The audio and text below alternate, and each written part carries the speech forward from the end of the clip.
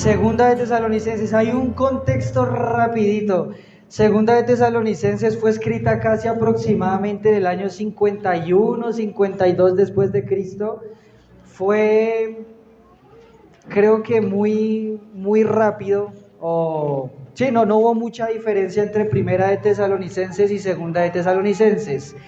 Un contexto también es que, al parecer, la iglesia en Tesalónica, pues nosotros vimos en la primera carta que era una iglesia firme, que iba creciendo bien, pero cuando nosotros leemos toda la carta nos damos cuenta que empezaron a surgir algunos errores dentro de la iglesia en Tesalónica, y por eso Pablo escribe esta epístola.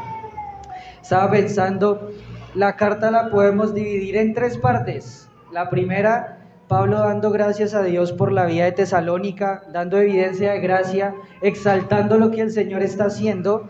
En segundo lugar, Pablo empieza a corregir la doctrina acerca de la escatología y la venida del Señor, porque al parecer muchos falsos maestros habían ingresado a la iglesia de Tesalónica a predicar cosas que no eran correctas, e incluso habían llegado cartas a Tesalónica diciendo que Pablo las había escrito tergiversando todo el tema de la segunda venida de Cristo.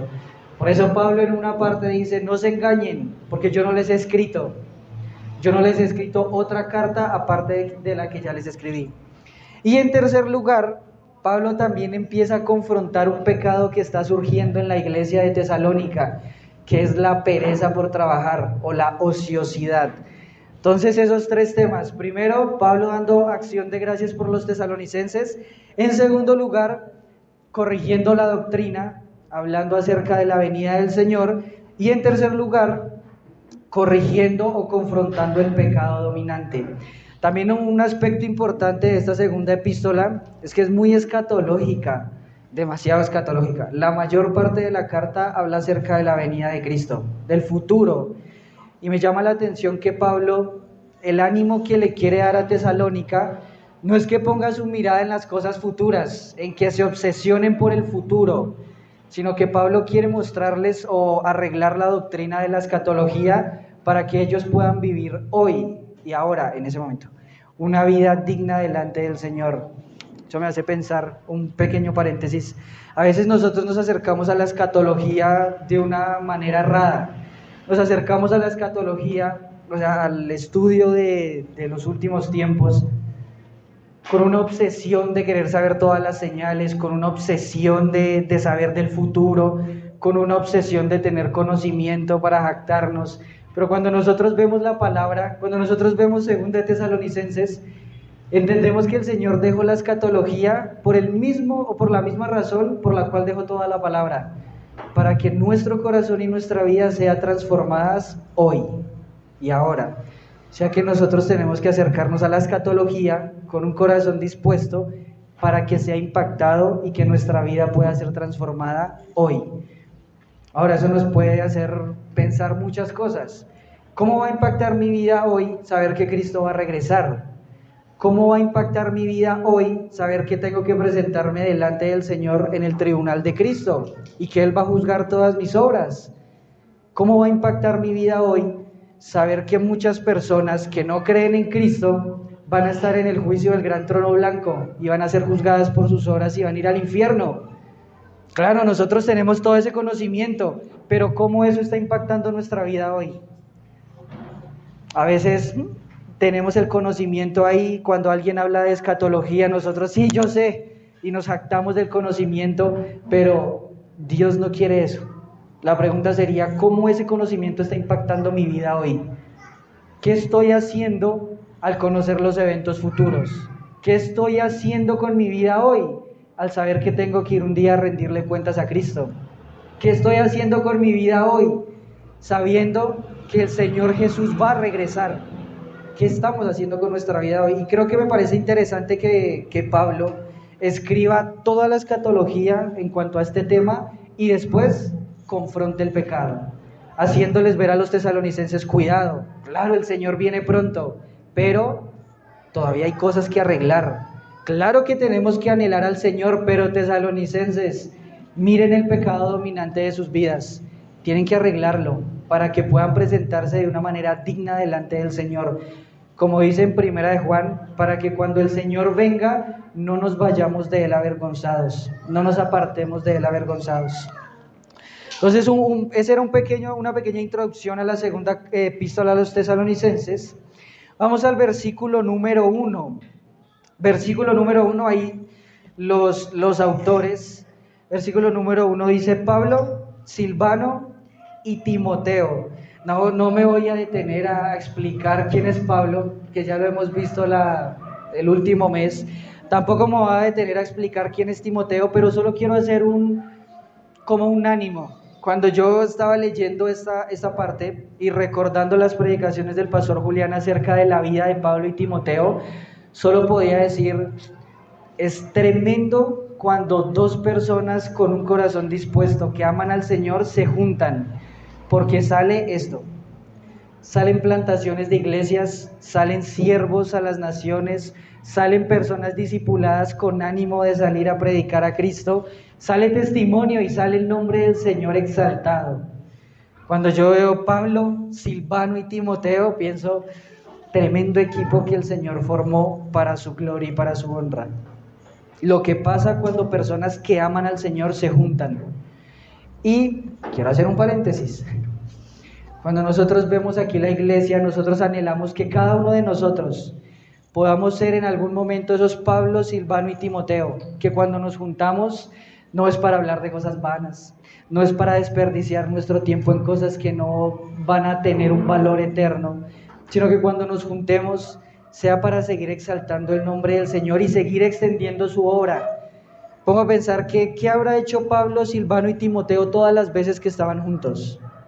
¿A qué era lo único que se dedicaban? O también la pregunta sería: ¿por qué se juntaron ellos? ¿Por qué el Señor decidió juntar a Pablo, Silas y Timoteo? ¿Por qué a ellos? ¿Por qué no juntó a Pablo con otra persona? ¿O por qué no juntó a Timoteo con otra persona? ¿O por qué no juntó a Silas con otra persona? ¿Por qué los juntó a ellos? ¿Por qué los juntó a ellos? Y creo que la respuesta puede estar en el corazón que tenía ellos. Cuando veo a estos tres hombres puedo pensar que es un corazón precioso porque quiere agradar al Señor y anhela vivir su vida por el Señor. Y el Señor junta a esas personas para su exaltación y para su gloria. Pablo, Silvano y Timoteo, a la iglesia de los tesalonicenses en Dios nuestro Padre y en el Señor Jesucristo. Gracia y paz a vosotros, de Dios nuestro Padre y del Señor Jesucristo. Hoy vamos a mirar el versículo 3 y 4. 3 y 4. Entonces vamos a leerlos. Debemos siempre dar gracias a Dios por vosotros, hermanos, como es digno, por cuanto vuestra fe va creciendo y el amor de todos y cada uno de vosotros abunda para con los demás.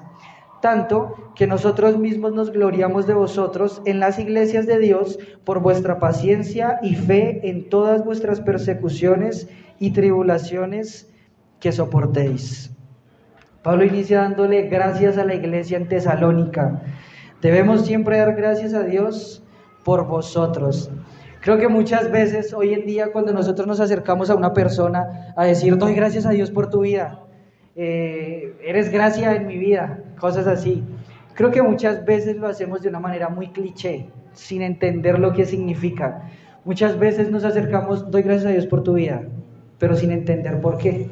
Simplemente nos acercamos a una persona para querer congraciarnos delante de ella.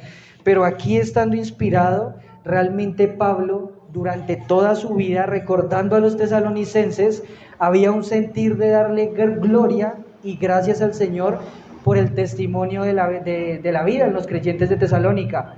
Y aquí quiero hacer otro paréntesis. Creo que en algunas ocasiones el pastor Julián lo ha hecho, pero creo que también en este momento es un buen momento para darle gracias al Señor por la vida de cada uno de ustedes, de la Iglesia Esperanza de Soacha. Creo que el testimonio que están teniendo no solo aquí, sino les voy a contar infidencias, en las iglesias de la Federación, en varias iglesias de Bogotá, creo que también ha impactado muchas vidas. Las personas se sienten impactadas en ver lo que el Señor está haciendo aquí en Soacha, en ver el testimonio de muchos de ustedes, en la manera en que aman al Señor, en la manera en que sus vidas han sido transformadas, en la vida en que ustedes quieren seguir creciendo para seguir amando al Señor. Y creo que sus vidas y sus testimonios han llevado a muchas personas a que le den gracias al Señor. También ha sido bonito ver cómo la iglesia sigue creciendo, cómo personas siguen madurando en el Señor, cómo personas siguen tomando decisiones por el Señor. Y tenemos también que darle gracias al Señor por sus vidas, los momentos en los que podemos compartir en las reuniones caseras, aquí los domingos, cuando con algunos nos juntamos entre semana.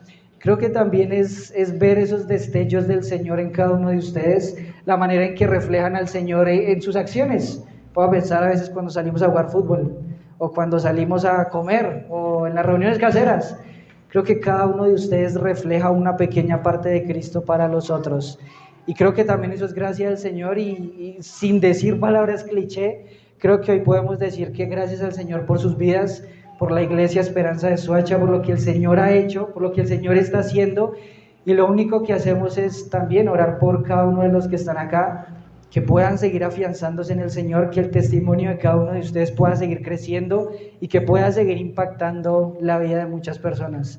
No solo están impactando a Soacha, como les dije, muchas iglesias de la Federación hablan de lo que el Señor está haciendo aquí en Soacha. Están impactando Soacha y también algunas partes de Bogotá con el testimonio y con el reflejo hacia Cristo. Entonces damos gracias al Señor por sus vidas. Seguimos. Pablo dando gracias a Dios por la vida de los tesalonicenses, por algunas ocasiones específicas.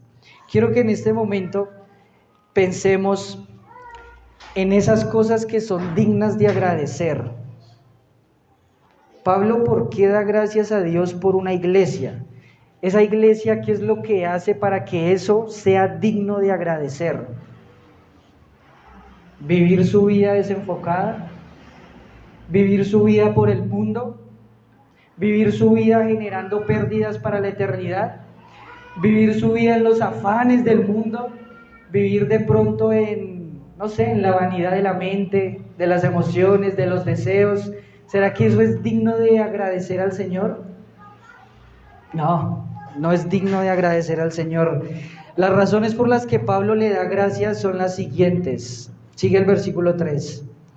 Por cuanto vuestra fe va creciendo y el amor de todos y cada uno de vosotros abunda para con los demás. Dos cosas que vemos aquí dignas de agradecer al Señor en una iglesia. La primera, que la fe va creciendo. Y la segunda, amor los unos por los otros. ¿Será que Pablo puede decir eso o pudo haber dicho eso en la primera epístola a los Corintios? No, porque era una iglesia que estaba dividida. No era algo digno de agradecer. Entonces quiero que tengamos eso en mente.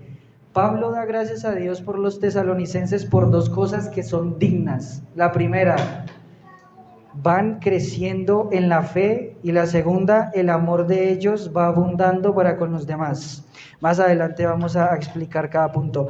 Versículo 4, tanto que nosotros mismos nos gloriamos de vosotros en las iglesias de Dios. Ese punto a mí me sorprende mucho. Pablo va por todas las iglesias que ha fundado, y va por todas las iglesias que ha plantado o que está animando. ¿Y qué es lo que hace Pablo? Empieza a jactarse, empieza a reconocer todo lo que se está haciendo en la iglesia de Tesalónica. No sé, me imagino a Pablo en Éfeso, ahí compartiendo con los efesios, hablando de lo que Dios está haciendo en la iglesia de Tesalónica. Cuando va a los Corintios, le cuenta a los corintios todo lo que Dios está haciendo en la iglesia de Tesalónica. Pablo nunca se jacta del mismo, pero cuando vemos que Pablo se jacta de personas, es de la iglesia y lo que el Señor está haciendo en ellas.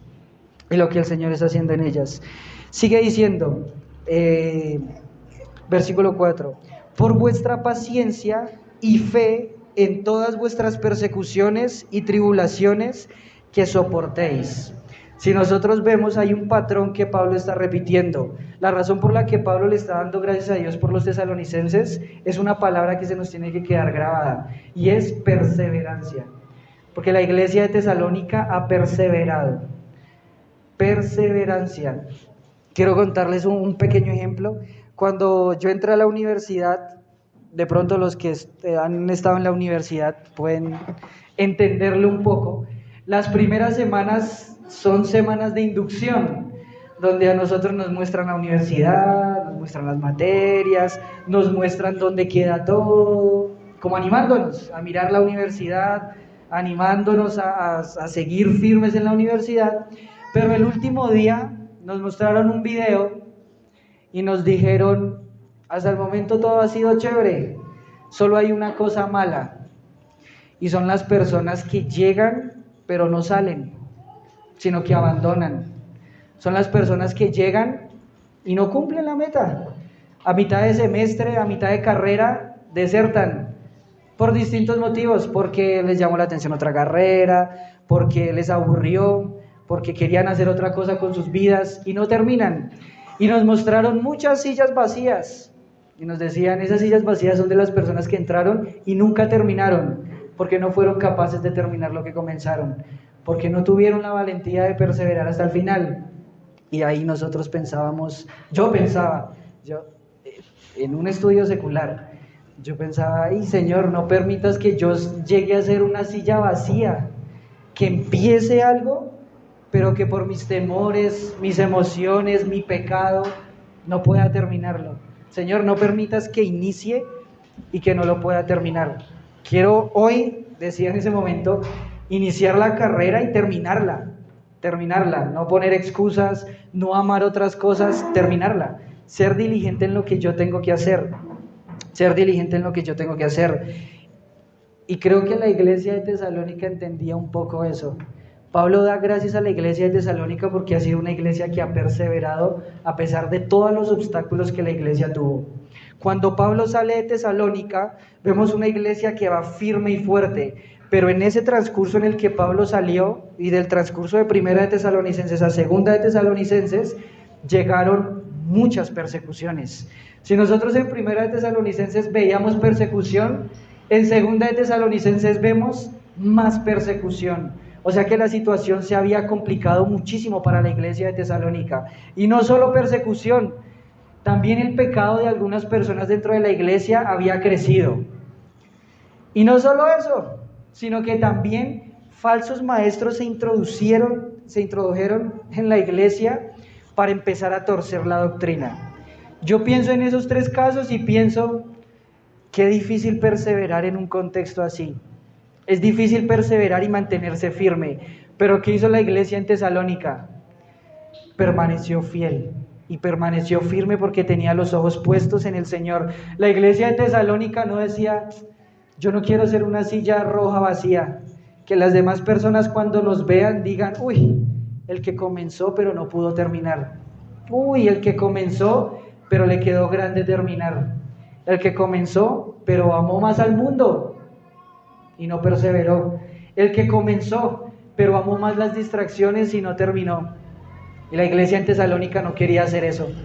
La iglesia en Tesalónica quería tener su testimonio de que iniciaron bien, pero a pesar de todas las circunstancias difíciles que se les presentaron, pudieron culminar su carrera con gozo. Y al final no terminaron siendo una silla vacía, sino que al final terminaron siendo el objeto de acción de gracias del apóstol Pablo y de nosotros hoy en día también. Aquí de pronto creo que nosotros en nuestras vidas tenemos muchas luchas, muchos afanes, muchos desánimos, y cuando a veces nos acercamos y charlamos y decimos: no, ánimo, hay que perseverar, a veces la reacción de uno es decir: es que usted no conoce lo que yo estoy viviendo, es difícil mi situación. Claro, usted me puede decir qué ánimo a perseverar porque usted no está viviendo lo que yo estoy viviendo. Y no sabemos lo que cada uno de ustedes vive, pero sí sabemos lo que vivió la iglesia en Tesalónica. Y estoy seguro que lo que vivió la iglesia en Tesalónica no se compara a lo que nosotros estamos viviendo hoy en día en nuestro contexto. No sé lo que nosotros estamos viviendo, pero sí sé lo que Cristo padeció en Getsemaní, como lo vimos por ahí en alguna reunión casera. Y tanto la iglesia en Tesalónica como Cristo permanecieron firmes a pesar de tanta dificultad, porque no se centraron en ellos mismos ni en las circunstancias que estaban pasando, sino que se centraron únicamente en Cristo y en poder terminar fiel con Él. No querían desertar. Ahí en el versículo 3, volvemos al versículo 3. Debemos siempre dar gracias a Dios por vosotros, hermanos, como es digno, por cuanto vuestra fe va creciendo. Por cuanto vuestra fe va creciendo, y eso como que no es proporcional para nuestra mente. Las dificultades crecen, la persecución crece, la falsa doctrina dentro de la iglesia está creciendo por algunas personas. Muchas personas están desanimadas, el desánimo crece, pero ¿qué pasa con la fe? ¿Decrece? La fe de los tesalonicenses sigue creciendo firme y fuerte en el Señor Jesús. Mientras estaba estudiando esto y pensando, me preguntaba qué significa que la fe crece. Que generalmente cuando alguien nos pregunta ¿cómo estás? Estoy creciendo en el Señor, fortalecido en mi fe va creciendo. ¿Qué significa eso? ¿Qué significa que la fe va creciendo? Lo que nosotros podemos ver en Tesalónica para responder a eso, cuando dice que la fe va creciendo, es que es una iglesia que tiene amor y pasión por Jesús, que lo sigue conociendo, que sigue dando todas sus fuerzas y sus energías por seguir conociendo al Señor Jesús, pero también por vivir lo que están conociendo. Cuando dice que la fe crece, es que se meten al conocimiento del Señor Jesús y viven lo que ellos están conociendo. Su testimonio también está creciendo en cuanto a la fe.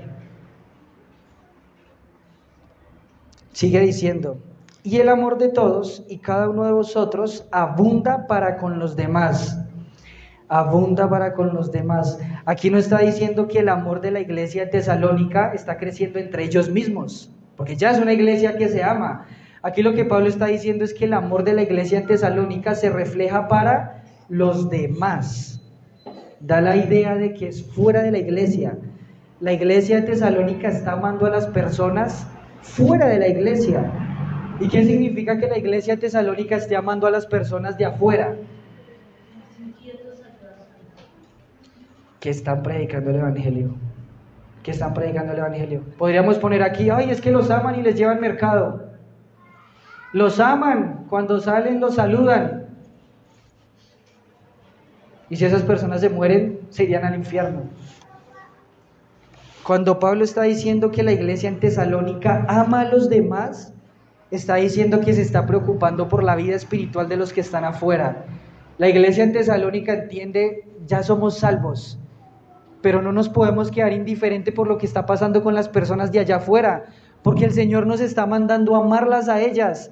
Y yo no puedo quedarme sentado mientras esas personas están pasando, se están arriesgando a pasar una eternidad en el infierno.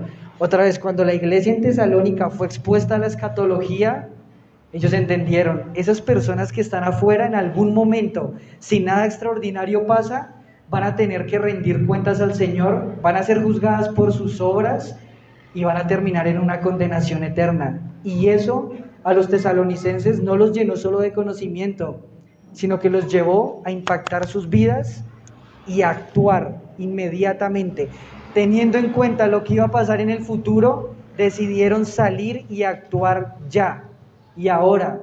La iglesia en Tesalónica amaba a las personas que estaban afuera y salían a predicarles el evangelio todos los días, en todo momento. Lo único que hacía la iglesia en Tesalónica era amar a las personas, preocuparse por su situación espiritual y no descansar hasta que por lo menos uno llegara a Cristo.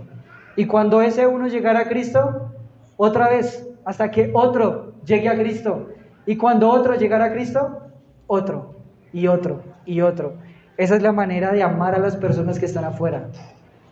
Muchas veces en nuestro contexto de iglesia, nosotros hablamos de que tenemos que amar a nuestro prójimo, y que tenemos que ser la luz del mundo, y que tenemos que amar al mundo.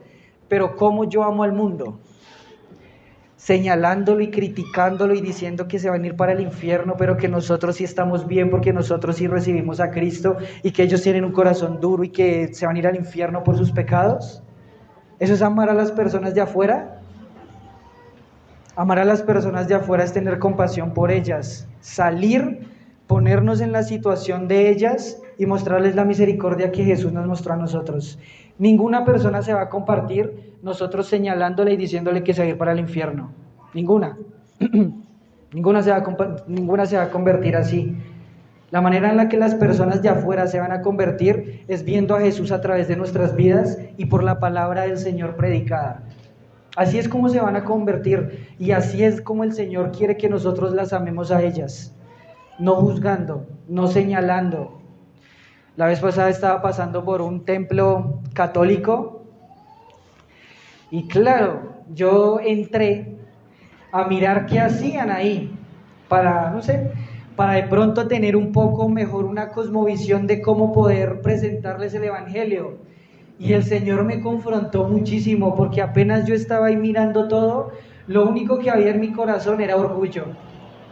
En mi mente yo pensaba, Señor, todas esas personas están en error, jactándome de mí mismo, diciendo, Señor, yo sí estoy en el camino correcto y esas personas no. Y es como si el Señor en ese momento me mostrara, ¿y qué estás haciendo? ¿Simplemente sentándote a juzgar? Si estás reconociendo que esas personas están en el error, pues ve y haz algo, ve y muéstrales el camino.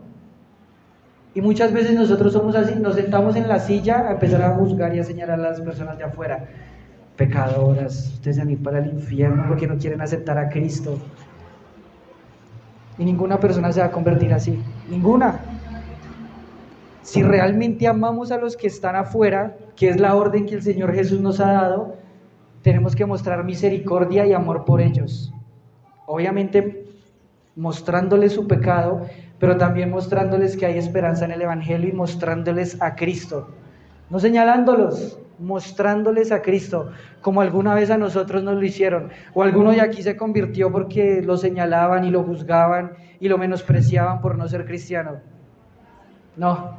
Nos convertimos porque alguien nos mostró el amor de Cristo y su misericordia, y eso fue lo que nos enamoró de Jesús, y eso fue lo que Jesús utilizó para llevarnos a Él. ¿Por qué nosotros no hacemos lo mismo? Esa era la manera en la que los tesalonicenses amaban a las personas que estaban afuera. Ahí cuando dice amor de todos, y cada uno de vosotros abunda, o sea, el amor de los tesalonicenses abunda, significa que es más de lo común. Es extraordinario el amor de los tesalonicenses, no se puede medir. La traducción dice que sobreabunda. ¿Cómo sobreabunda el amor por los de afuera? Mostrándoles a Cristo. Versículo 4. Tanto que nosotros mismos nos gloriamos de vosotros en las iglesias de Dios. Eso que están haciendo los tesalonicenses es digno de imitar y que las demás personas lo vean. Por supuesto. Imagínense a Pablo llegando a Corinto. Corintios, ustedes no tienen amor por ustedes y están llenos de divisiones. Miren a la iglesia en Tesalónica. Ellos no solo se aman a ellos mismos, sino que aman a los de afuera. Ánimo a poder ser partícipes de lo que ellos están haciendo. La iglesia en Éfeso, que lo vimos con el pastor Julián, puede ser que en el momento en que Pablo escribió, ellos ya estaban empezando a perder el amor entre ellos. Pablo llegando a Éfeso diciendo, Efesios, miren la iglesia en Tesalónica, el amor de ellos abunda. Y eso se refleja en que también están amando a los de afuera. Ánimo a seguir amándose entre ustedes, a no murmurar, a no chismear, a no generar divisiones, a no ser indiferentes con lo que pasa con las otras personas. Miren a la iglesia de Tesalónica, ánimo a hacer lo mismo, porque sí se puede, porque si una iglesia lo hizo, nosotros también lo podemos hacer, porque el mismo Espíritu Santo que está en esa iglesia es el mismo Espíritu Santo que está en nosotros, y el mismo Dios al que ellos sirven es el mismo Dios al que nosotros servimos, y ellos sí pueden, nosotros también. Sigue diciendo, tanto que nosotros mismos nos gloriamos de vosotros en las iglesias de Dios por vuestra paciencia y fe en todas vuestras persecuciones y tribulaciones que soportáis. Otra cosa por la que Pablo se jacta y se enorgullece de la iglesia en Tesalónica es por su paciencia. Por su paciencia. ¿Qué significa la palabra paciencia? Hace referencia a soportar, esperar, resistir, aguantar, sin abandonar. Sin abandonar. Claro que se puede tener paciencia con desánimo, por supuesto, pero sin abandonar. Claro que se puede resistir con desánimo, claro, pero sin abandonar. Creo que aquí ninguno de nosotros vive hoy la persecución que vivieron los tesalonicenses, o sea, peligro de muerte, los amenazaban, la vida de ellos estaba corriendo peligro. Creo que aquí la vida de ninguno de nosotros está corriendo peligro, y ellos no abandonaron, porque ellos mismos reconocían: Cristo es más precioso que mi vida, imposible, no puedo abandonarlo. Quiero que pensemos por un momento cuáles son las cosas que hoy nos desaniman y cuáles son las cosas que nos han tentado a abandonar a Cristo. ¿Cuáles son las cosas que me han tentado a apartarme de a poquito? ¿Cuáles son las cosas que me han enfriado espiritualmente y que me han tentado a abandonar la iglesia, a abandonar las reuniones caseras, a abandonar las reuniones de jóvenes? ¿Cuáles son las cosas que a mí me han enfriado y que me han tentado a abandonar la fe y a no seguir amando a Cristo? Cada uno puede pensar en esas cosas. ¿Esas cosas son más preciosas que Cristo? Cuando las ponemos en una balanza, ¿esas cosas son más un tesoro preciado que Cristo? Los tesalonicenses estaban a punto de perder sus vidas y decían: no me importa, Cristo es más valioso que mi vida, y si pierdo mi vida, pues excelente, con tal de no perder a Cristo. Si tengo que perder tal cosa, excelente, con tal de no perder a Cristo. Si tengo que perder a tal persona, excelente, con tal de no perder a Cristo. A veces hablando con los jóvenes, con las luchas que hay en los jóvenes, hablamos: ay, es que a mí me gusta ese tipo de música y me tocaría dejarla. Pues se deja, porque Cristo es más valioso que un tipo de música. Ay, es que mis amistades, ay, es que me van a mirar mal. Excelente, prefiero que alguien me mire mal y no que Cristo en aquel día se avergüence de mí. Excelente, si tengo que dejar eso, amén, porque Cristo es más precioso. Ay, es que tengo que dejar ese ídolo que me gusta. Excelente. Ahí estaba hablando ayer con Julio en la reunión casera. Julio me decía: yo idolatraba mucho el fútbol y lo dejé, amaba tanto el fútbol, pero me di cuenta que era un ídolo en mi vida y lo dejé, porque le estaba quitando el lugar a Cristo. Y yo lo miraba y yo: uy, el fútbol. Y dije: excelente, porque nada puede estar por encima de Jesús, nada. Y en el momento en que algo esté por encima de Jesús, nos vamos a dar cuenta, porque vamos a estar más fácilmente tentados a abandonar. Cuando algo esté por encima de Jesús, nos vamos a dar cuenta, porque puede ser que ya hayamos abandonado.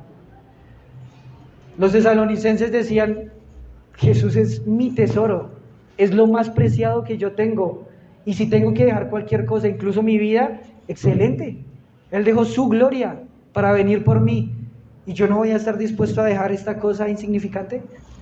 Él dejó su relación con el Padre en la cruz por mí, y yo no voy a ser capaz de dejar esta cosa por Él. Si me van a matar, que me maten, decían los tesalonicenses. Si me van a perseguir, excelente. Y ese fue el testimonio que impactó a muchas iglesias. Ahorita me pongo a pensar, otra vez quiero que nosotros pensemos en esas cosas que nos tientan a abandonar al Señor. Ahí cada uno de ustedes la tiene en su mente. Esas cosas podrían llegar a impactar la vida de las personas que están afuera. Esas cosas que nos tientan a abandonar a Cristo, ¿pueden impactar la vida de una persona? ¿Y hacer que la vida de esa persona cuente para algo? ¿O no? Porque yo me pongo a pensar, no. ¿Qué va a impactar a una persona que yo sea hincha de Millonarios? Nada. ¿Qué va a impactar a una persona que a mí me encanta el fútbol? Nada. La persona va a decir, ah, bueno. ¿Qué va a impactar a una persona que yo tenga cierto tipo de amigos? Nada. ¿Qué va a impactar a una persona el tipo de música que yo escucho? Nada. Pero ¿qué va a impactar a una persona ver a Cristo reflejada en mí? Eso sí impacta. Y los tesalonicenses lo entendieron. Y por eso es que los tesalonicenses eran un ejemplo.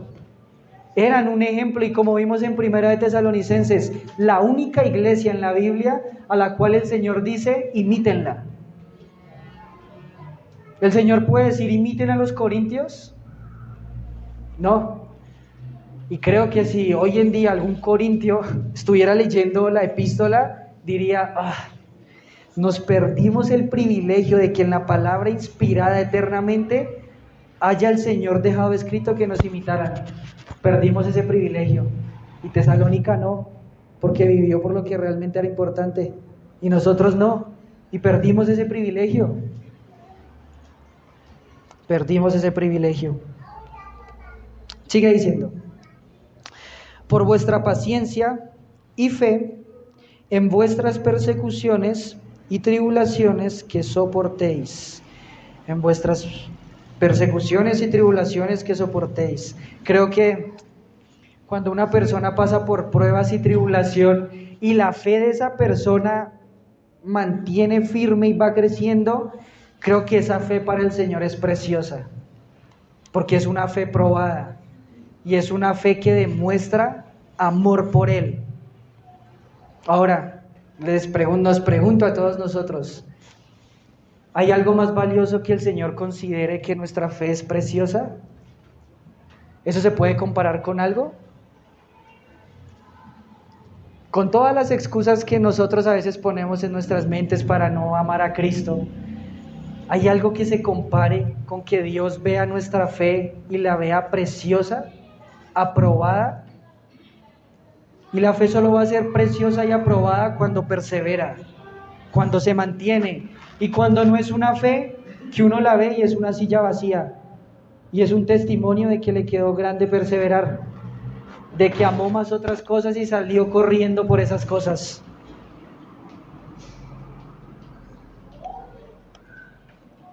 Así era la iglesia de Tesalónica. Así Pablo comienza esta epístola a los tesalonicenses, y creo que también tiene que ser un ánimo para nosotros.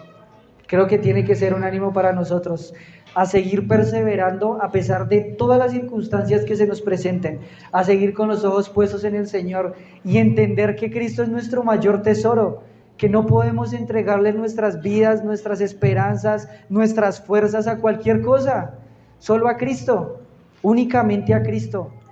Y creo que también el Señor en su gracia nos permite ver que esto se lo escribe a una iglesia y no a una persona.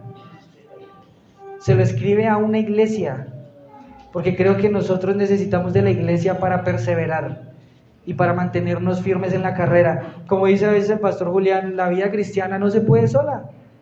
Y si yo abandono la iglesia e intento vivir mi vida firme, voy a caer y me voy a apartar, voy a terminar mal. Creo que es la gracia del Señor escribirle esto a una iglesia y no a una persona. Se lo pudo haber escrito a Tito, se lo pudo haber escrito a Filemón, pero el Señor se lo escribe a una iglesia, haciendo entender que la manera en la que una persona puede perseverar es en su iglesia local, es acompañada con las personas que quieren amar a Cristo. Y el Señor utiliza la iglesia para que nosotros podamos perseverar y no abandonar. Cuando uno está desanimado es fácil abandonar solo. Pero ¿qué pasa cuando 2, 3, 4, 5, 6, 7 estamos desanimados pero con el enfoque en Cristo? Todos vamos a decir, uy, ¿abandonemos? No. Todos vamos a seguir apuntando a la meta que es Cristo. Todos vamos a seguir apuntando a la meta que es Cristo. Y bueno, creo que es interesante el testimonio de los tesalonicenses. Es interesante que seguían firmes a pesar de todas las circunstancias que tenían.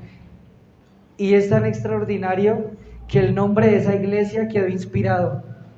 El nombre de esa iglesia quedó inspirado y la carta a esa iglesia quedó inspirada. Ahorita puedo pensar, Pablo le escribió carta a la Odisea y esa carta no quedó inspirada. ¿Por qué? No sé, el Señor no quiso, pero esta carta sí. Y el Señor quiso resaltar el testimonio de la iglesia en Tesalónica. El Señor quiso resaltar su perseverancia, su amor, su fe, su paciencia, porque no fueron una silla vacía, porque lo que iniciaron lo terminaron con los ojos puestos en el Señor, con los ojos puestos en el Señor. Señor, muchísimas gracias por la iglesia de Tesalónica, Señor, por tu palabra. Gracias también por la vida de Pablo, de Silas, de Timoteo. Gracias por el ejemplo, Señor, de la iglesia. Gracias por ese deseo, Señor, que pones en el corazón de esta iglesia, a pesar de todas las circunstancias que hay, Señor, a poder seguir perseverando, a poder seguir amándote, a no considerar las distracciones como algo valioso ni precioso, sino abandonarlas y seguir considerándote a ti como el mayor tesoro que pueden tener. Gracias, Señor, por mostrarnos cuáles son las cosas dignas de agradecerte a ti.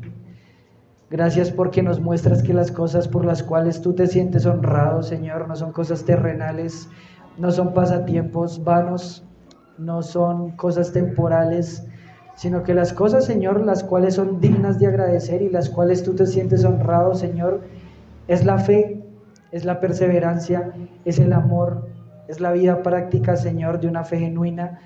Y bueno, ayúdanos, Señor, a poder ser como la iglesia de Tesalónica. Gracias, Señor, por la iglesia también aquí en Soacha. Gracias porque el testimonio ha impactado a muchas personas. Gracias porque muchas personas han podido sentirse animadas, desafiadas. Muchas personas, Señor, también han querido imitar lo que aquí pasa. Y bueno, también reconocemos que es únicamente tu gracia, Señor. Ayúdanos a seguir perseverando, ayúdanos a seguir manteniendo nuestra fe firme delante de ti, Señor. Ayúdanos a que nuestra fe pueda seguir siendo probada, Señor, y que lo único que nos importe es que tú veas que nuestra fe es preciosa y que vivamos por eso, Señor. Oramos agradecidos contigo en el nombre del Señor Jesús. Amén.